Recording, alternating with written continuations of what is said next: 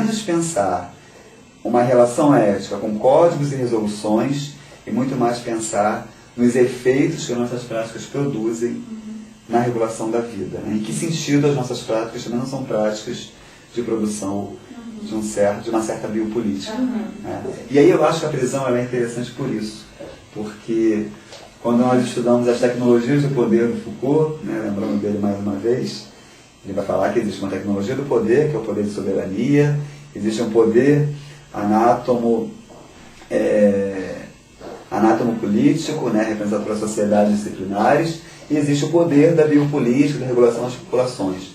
Eu acho que a prisão, ela faz evidenciar tudo isso misturado, né?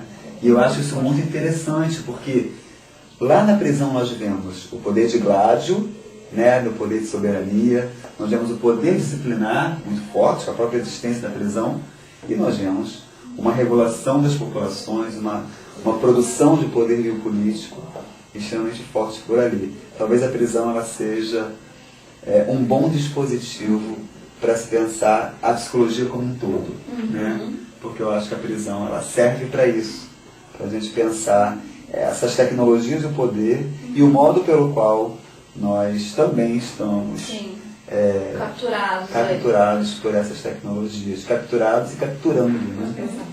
Eu acho que a prisão ela é potente por isso, né?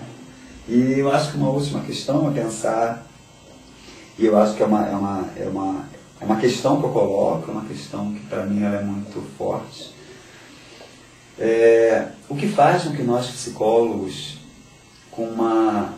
tenhamos, né, sejamos empoderados, tão bem empoderados pela história da loucura do Foucault, afinal de contas, por mais problemas que nós temos, né, no campo da reforma psiquiátrica e no campo do cuidado, né, quando nós trabalhamos com a questão da saúde mental, por mais problemas que a gente tenha, porque a história da loucura ainda é tão mais potente para nós do que o Vigiar e Punir.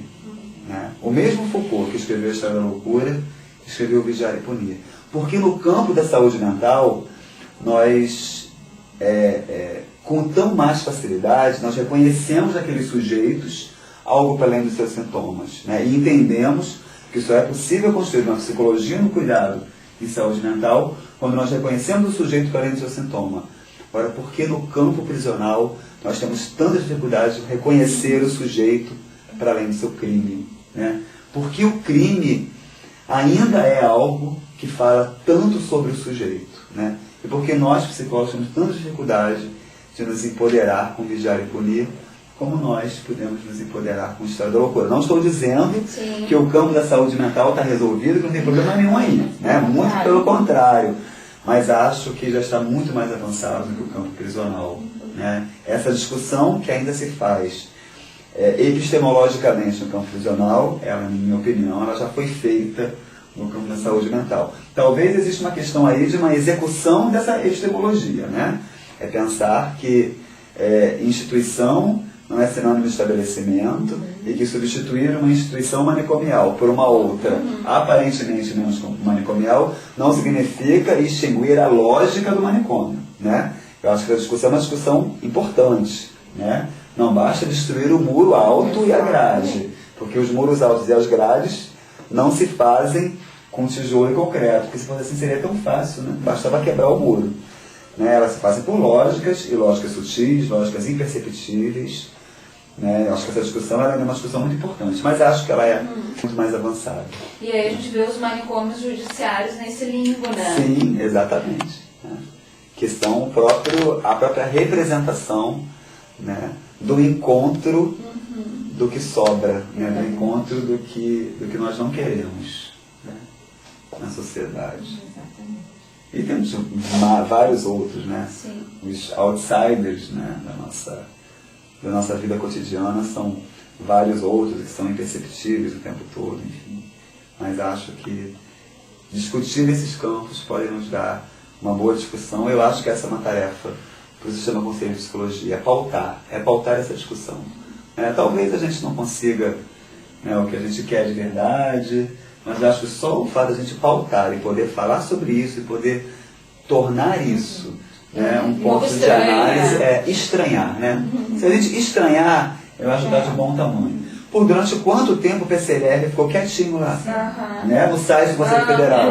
Durante quanto tempo? Até que um dia a gente falou, estamos comemorando os 10 anos da Resolução 001/99, vamos colocar no bojo das comemorações um estranhamento. O que esse teste faz convivendo com a mesma resolução no mesmo site? Por que o mesmo site traz essa resolução, né, que tanto nos orgulha, com esse teste válido, que tanto nos envergonha, né? Como é que o mesmo site pode dizer que ali coexistem essas mesmas lógicas? E eu acho que isso é pensar estrategicamente, né? Eu acho que quando a gente acho que esse lugar, né, que nós estamos hoje ocupando, que é o lugar daqueles que estão junto ao sistema conselhos, né, pensando e pautando uma psicologia articulada no compromisso social, eu acho que a gente precisa, antes de mais nada, pensar em estratégias e táticas, né? E acho que as estratégias, elas passam por aí, passam por pautar e dar visibilidade a algumas discussões e tornar essas discussões presentes entre outros atores que, a princípio, não são aqueles que falam sobre esse tema, né? Não podemos deixar os nossos companheiros do sistema prisional falarem sozinhos sobre isso. Precisamos entender essa discussão como uma discussão de todos nós, né?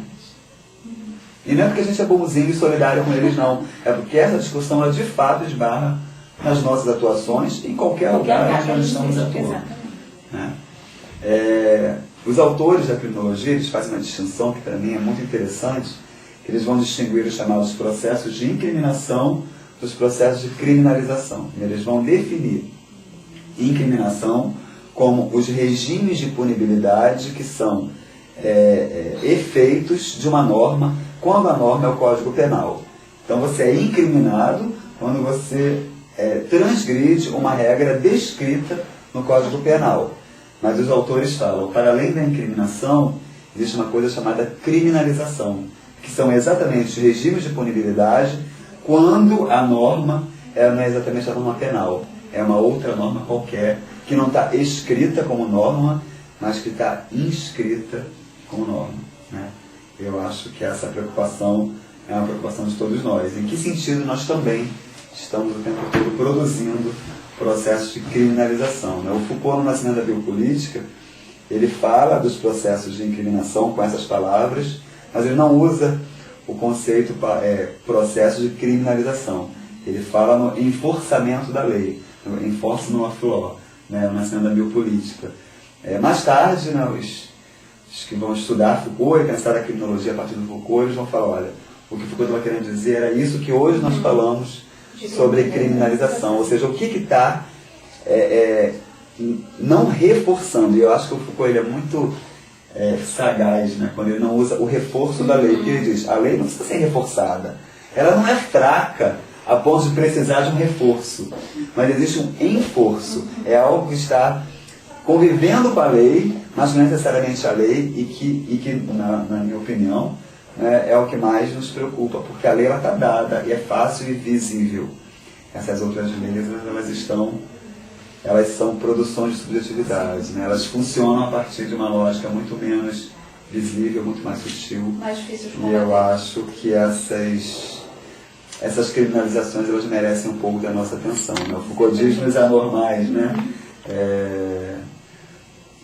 Existem alguns discursos, diz o Foucault, que fazem viver, e alguns discursos que fazem morrer.